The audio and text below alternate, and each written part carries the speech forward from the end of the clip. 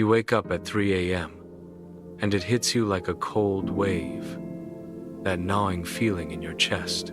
You scroll through Instagram, watching someone your age buying their first house, getting promoted, traveling to places you've only dreamed of. And there it is again, that voice whispering the thing you're most afraid to admit. You're just ordinary. You're not alone in this terror.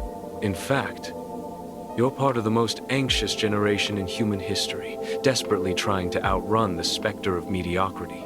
But what if I told you that this very fear, this obsession with being special, is the exact thing keeping you trapped in a prison of your own making? Today, we're going to explore something that will make you deeply uncomfortable. We're going to examine why your pursuit of being extraordinary might be the most ordinary thing about you, and how ancient wisdom can free you from this modern curse. Let's start with a story.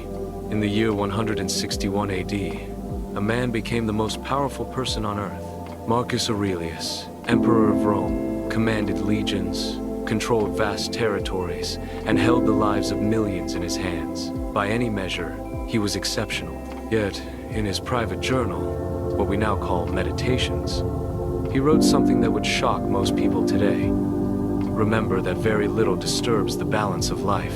The universe is transformation. Our life is what our thoughts make it.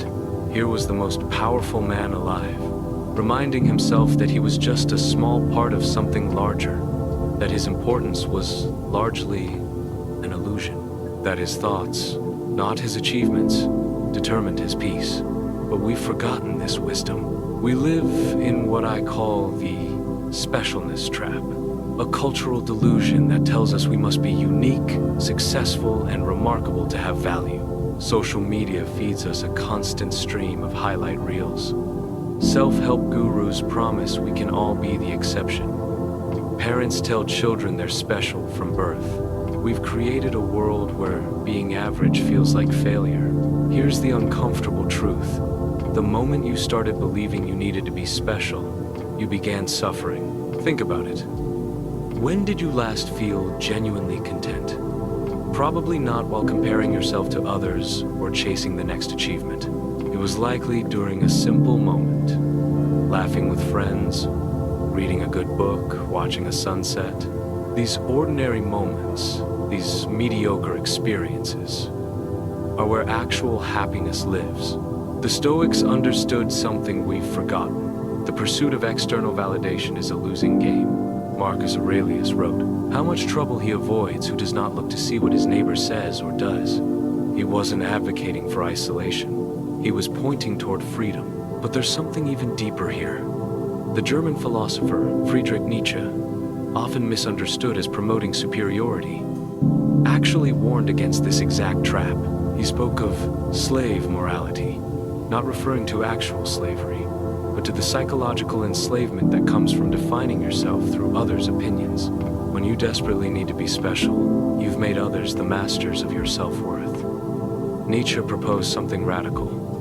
Create your own values, but not to be different from others, to be authentic to yourself. There's a crucial distinction here. The person trying to be special is still playing someone else's game. The person being authentic has stopped playing altogether. Let me share something that might sting. Your fear of being ordinary is probably making you more ordinary than anything else could. Think about the millions of people desperately trying to stand out on social media with the same poses, the same captions, the same manufactured uniqueness. They're all being ordinary in their pursuit of being special. They're following a script someone else wrote about what makes a person valuable. The truly extraordinary people throughout history, the Marcus Aureliuses, the Nelson Mandelas, the Marie Curies, they weren't trying to be special. They were trying to be useful, to be honest, to be effective at what mattered to them. Their extraordinariness was a byproduct, not a goal. This brings us to what existentialist philosophers call authentic existence. Jean-Paul Sartre argued that we are condemned to be free, that we must create meaning rather than discover it. But most people find this freedom terrifying, so they flee into what others expect of them, into roles that society says are special. The Buddhist tradition Stoicism offers another perspective that cuts through our modern anxiety.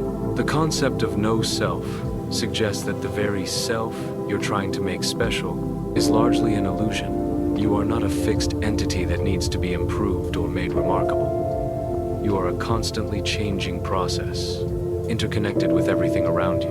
When you truly grasp this, something liberating happens. You stop carrying the enormous burden of making yourself special. You stop seeing other people as competitors in some cosmic contest. You start seeing them as fellow travelers in this strange, temporary experience of being human. But here's where it gets practical. How do you actually escape the specialness trap? First, practice what Stoics called negative visualization. Regularly imagine losing the things you think make you special. Your job title, your achievements, your possessions. Notice what remains. That's who you actually are. Stripped of society's labels. Second, cultivate what I call ordinary awareness. Start paying attention to moments that don't deserve Instagram posts. The taste of morning coffee, the feeling of clean sheets, the sound of rain. These experiences are simultaneously completely ordinary and completely miraculous. Third, embrace what Nietzsche called amor fati, love of fate. Instead of fighting against your circumstances to become someone else, find ways to love what is. This doesn't mean passive acceptance. It means engaging fully with your actual life rather than the life you think you should have. Fourth, practice useful obscurity. Focus on being helpful rather than noticeable. The janitor who genuinely cares about their work is living more authentically than the influencer performing care for likes. Finally, remember that you are simultaneously insignificant and irreplaceable. You are one of billions of humans on a small planet, in an incomprehensibly vast universe, utterly ordinary in the cosmic scale.